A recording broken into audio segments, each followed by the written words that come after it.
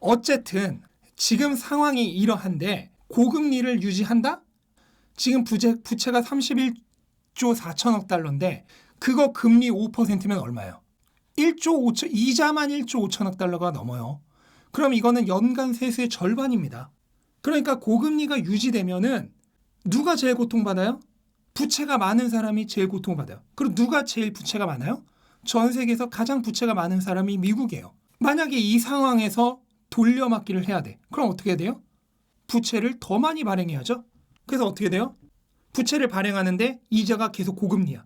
그러면 부채를 더 발행해야죠. 그 이자를 내려고. 그럼 나는 부채가 더 많아져. 그런데 계속 고금리야. 부채가 늘어날수록 내야 되는 이자도 늘어나요. 그런데 고금리야. 그러면 더 부채를 많이 발행을 해야 됩니다. 채권을 더 많이 발행을 해야 돼요. 그러면 부채는 더 늘어난다. 지옥의 소용돌이다. 그래서 결과적으로 고금리를 유지하면은 가장 망하는 게 미국이다. 그래서 결국 유지할 수 없다. 결국 내려야 돼요. 근데 이제 여기서 문제가 하나 발생하죠. 결국 고금리는 유지할 수 없습니다. 5% 금리 사이클, 올해 금리 사이클 5% 찍고 1년간 유지했다고 해. 그 내년 올해 말이나 내년 초에 결국은 금리를 내려야 돼요. 근데 문제가 하나 있어요. 금리를 내리면은 오히려 인플레이션이 증가하죠. 그렇죠? 금리를 내리면은 지금 인플레이션을 잡아야 되는데 금리를 내리면은 인플레이션이 오히려 증가해 버리잖아.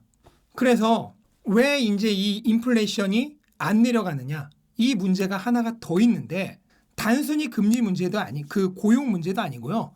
중국이라는 커다란 문제가 하나 더 있습니다. 중국은 인건비가 예전처럼 싸지가 않아요. 예전에는 중국이 엄청나게 낮은 인건비로 인해서 계속해서 낮은 제품을 생산해 내니까 전 세계적으로 디플레이션이 가능했던 겁니다. 근데 이제는 중국이 경제가 계속해서 성장하고 있죠. 그래서 중국이 예전처럼 싸지가 않아. 인도는 아직도 멀었어요. 거기다 이제 최근에 중국이 이제 제로 코로나도 안 하고 경제 재개를 시작했죠. 그러면 중국도 이제 점점 소비를 할 건데 중국의 소비력이 계속해서 커지고 있어요. 2020년대 후반이 되면은 지금 GDP가 미국을 역전할 것까지 생각을 하고 있습니다. 그러면 중국이 이렇게 거대해지고 경제가 강해지는 상황에서 중국이 더 이상 싼 제품을 내놓지 않는데 중국이 더 이상 싼 공급을 제공하지 않는데 저물가가 가능할까? 한번 생각을 해보세요. 대형 소비 괴물이 예전에는 미국만 있었죠. 그리고 매우 싼 가격에 그 대형 먹개비의 식욕을 충족해주는 중국이란 존재가 있었는데 이제는 그 중국도 몸집이 커져서 중국이 미국만큼이나 같이 소비를 해요.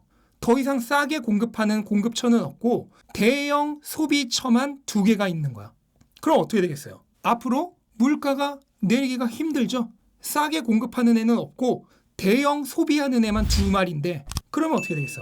당연히 소비가 많아지니까 그리고 싼 공급은 없어지니까 물가가 오르겠죠. 그래서 고금리는 유지할 수 없는 상태에서 금리를 내릴 수밖에 없는데 왜냐하면 부채가 한도에 도달했고 부채 금액이 계속 증가하니까 이자 부담이 너무 크니까 금리를 내릴 수밖에 없는데 문제는 인플레이션이 목표치인 2%에 도달하지도 않았는데 금리를 내려야 되니까 인플레이션이 오히려 상승해버린다 다시. 이런 문제가 생겨버리는 겁니다.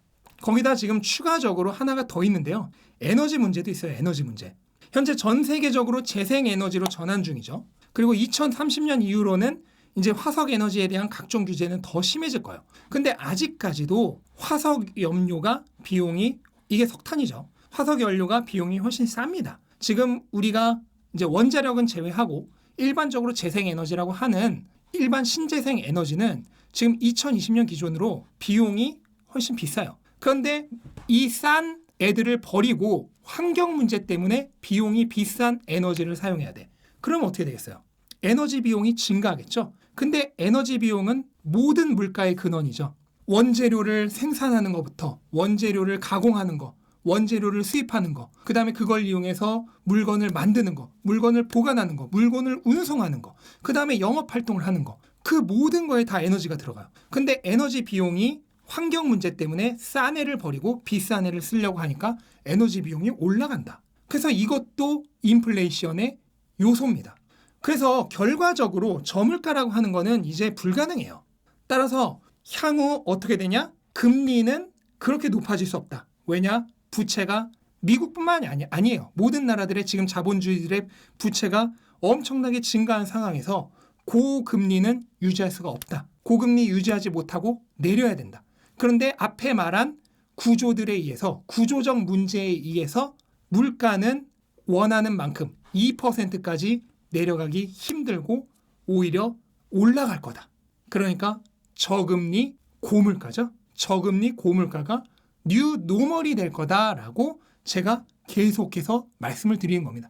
그리고 이거는 저만 하는 얘기가 아니에요. 이미 수많은 경제학자들, 그 다음에 투자자들, 전문가들이 얘기를 하고 있는 겁니다. 애시당초 이 2%라는 것 자체도 별로 근거가 없어요.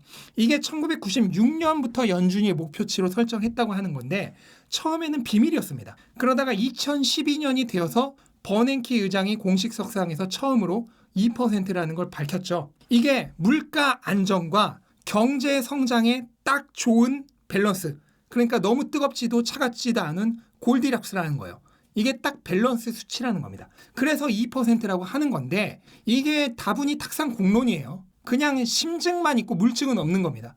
그래서 경제학자들 사이에서도 토론이 굉장히 많았어요.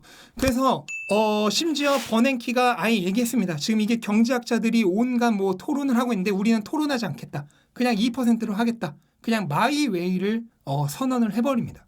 그러니까 우리는 이걸로 정했으니까 너넨 따라놔요. 그럼 뭐 그래요. 그때는 그게 맞다고 해. 그때로 맞다고 하는데 지금 앞에 말한 그런 구조적 문제, 모든 자본주의 국가들의 부채가 심각하게 증가하고 있다.